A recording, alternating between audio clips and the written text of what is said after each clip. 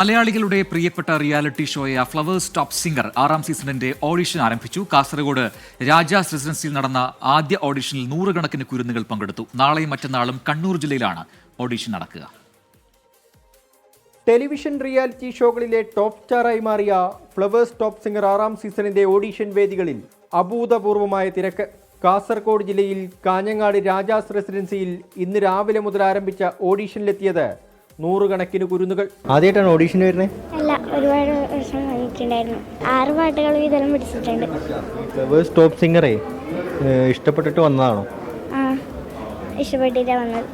താനേ പോവിട്ട മോഹം മോഹം വിതുമ്പും നേരം പാടുന്നു.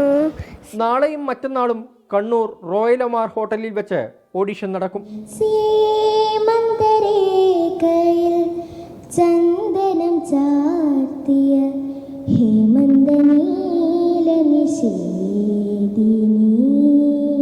പാട്ട് ഇഷ്ടമുള്ള പാടാൻ ഇഷ്ടമുള്ള കുട്ടികൾക്ക് വന്ന് ഓഡിഷനിൽ പങ്കെടുക്കാം.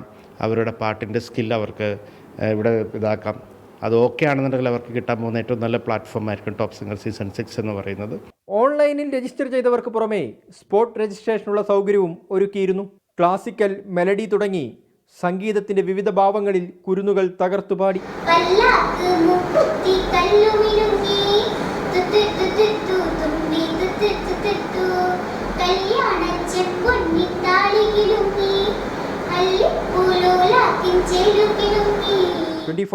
കാസർഗോഡ്.